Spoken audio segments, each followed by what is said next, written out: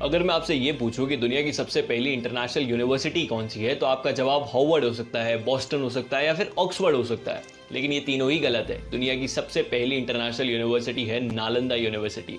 और आज हम नालंदा यूनिवर्सिटी के बारे में कुछ रोचक बातें जानेंगे, तो आप मेरे साथ वीडियो में अंत तक बने रहिए। 6ठी शताब्दी के अंदर यह राजगीर का उपनगर हुआ करती थी। राजगीर और पटना को जोड़ने वाली जो रोड है ये उसके बीच में पड़ती थी। अब उस समय पे भी यहाँ पर 10,000 बच्चे पढ़ते थे और उन 10,000 बच्चों को पढ़ाने वाले 2,000 टीचर्स और फिलोसोफर्स भी यहाँ पर थे।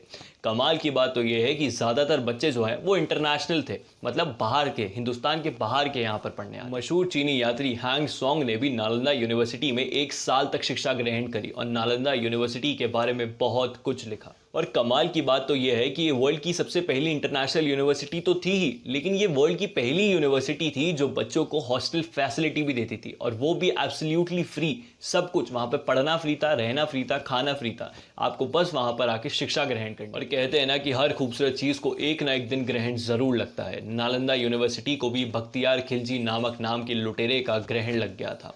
बख्तियार खिलजी ने नालंदा यूनिवर्सिटी को आग लगा दी थी, और ये आग इतनी विशाल थी, इसमें इतनी पुस्तकें सुलग चुकी थी कि ये आग 6 महीने तक जलती रही। अब आप सोच रहे होंगे कि नालंदा यूनिवर्सिटी ने बख्तियार खिलजी का ऐसा क्या बिगाड़ा था कि बख्तियार खिलजी ने नालंदा यूनिवर्सिटी में आग लगा दी। असल में बिगाड़ा कुछ नहीं था, उसकी ज़िंदगी सवारी थी, उसको मौत के मुंह से निकाला था।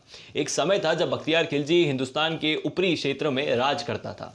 तो हुआ क्या, बख्तियार खिलजी बीमार पड़ गया। उसके जितने भी हकीम थे वो उसकी बीमारी का इलाज नहीं कर पा रहे थे, बल्कि उसकी बीमारी और बढ़ती जा रही थी। तभी उसके एक हकीम ने उसे सलाह दी कि वो नालंदा यूनिवर्सिटी के आयुर्वेद विभाग के प्रमुख राहुल श्री बैद्र जी से अपना इलाज करवाए। अब उसने राहुल श्री बैद्र जी को अपने दरबार में बुला लिया, और दरबार में बुलाने के बाद उसने राहुल श्री बैद्र जी के सामने शर्तें रखना शुरू कर दी। अब उसकी शर्त ये थी कि वो जो है वो किसी भी हिंदुस्तानी दवाई से अपना इलाज नहीं करवाएगा, और राहुल श्री बैद्र जी उसको छुएंगे भी नहीं, क्योंकि वो नहीं चाहता कि कोई वैद्य उसको छुए, कोई हिंदुस्तानी वैद्य उसको छुए। राहुल श्री बैद्र जी ने बहुत विचार करके उसकी शर्तों को हाँ कर दी, और 4-5 दिन बाद उसके पास वापस आए और एक कुरान लेकर आए, और उसे कहा कि इस कुरान को वो जितना पढ़ सके उतना पढ़े। अब राहुल श्री बैद्र जी ने उस कुरान के हर पन्ने पर दवाई लगा दी थी, वो भी बहुत सूझबूझ के साथ। अब बख्तियार खिलजी जब भी पन्ना पलटता वो थूक चाट चाट के पन्ना पलट रहा था, तो दवाई उसके मुंह में जा रही थी। तो इसी प्रकार बख्तियार खिलजी वापस स्वस्थ हो गया। लेकिन जलन और श्वेत की भावना उसके मन से नहीं गई थी। इसी जलन और श्वेत की भावना के चलते उसने नालंदा यूनिवर्सिटी को जला दिया। जलन ये थी कि उसका कोई हकीम उस बीमारी का इलाज नहीं कर पाया, और उस बीमारी का इलाज नालंदा यूनिवर्सिटी के एक वैद्य ने कर दिया, एक हिंदू ने कर दिया।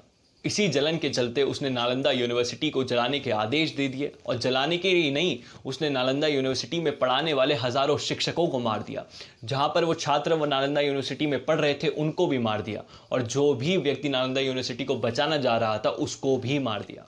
नालंदा यूनिवर्सिटी में 3 पुस्तकालय थे, रत्नोधड़ी, रत्न सागर और रत्न रोचक। अब इनमें से एक पुस्तकालय तो 9 फ्लोर जितना था, और आप सोचिए जब वहाँ पर आग लगी तो लाखों पुस्तकें जली। स्टार्टिंग के 3-4 महीने में जब आग लगी, उसके स्टार्टिंग के 3-4 महीने के अंदर तो आग इतनी ज़्यादा थी कि कोई आसपास भी नहीं जा सकता था। 100-100, 200-200 मीटर लोगों को दूर रहना पड़ता था। लेकिन 6 महीने 7 महीने बाद वो आग सुलझी। सोचिए आप कितनी सारी पुस्तकें वहाँ पर जली होगी। दोस्तों, इसी के साथ हम इस वीडियो को यहीं समाप्त करते हैं। अगर आपको ये वीडियो अच्छा लगा तो इसे लाइक करें, चैनल को सब्सक्राइब करें, और अगर आप ये फेसबुक पे देख रहे हैं तो आप पेज को फॉलो कर सकते हैं, लाइक कर सकते हैं। और अगर आपको मुझसे बात करनी है तो मैं आपको इन सोशल मीडिया हैंडल्स पे मिल जाऊंगा। ऐसे कमाल की वीडियोस के लिए हमारे साथ बने रहिए। जय हिंद, जय भारत, भारत माता की जय। अपने घर पे रहें, सुरक्षित रहें, पानी बचाएं। मिलते हैं अगले एपिसोड में।